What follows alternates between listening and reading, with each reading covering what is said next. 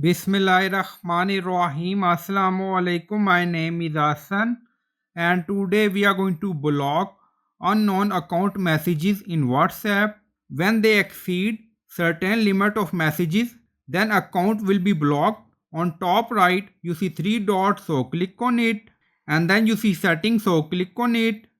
So we are in setting, and then you see privacy, so click on it. So we are in privacy section, and then you see multiple option. Now you see advanced, protect IP address in calls, disable link preview. So click on advanced. So we are in advanced setting, and then you see block unknown account messages. To protect your account and improve device performance, WhatsApp will block messages from unknown account if they exceed a certain volume. So you can enable this option. So after that, WhatsApp block unknown account messages. So I hope you like this video. Please like, comment, share, subscribe. Thank you for watching.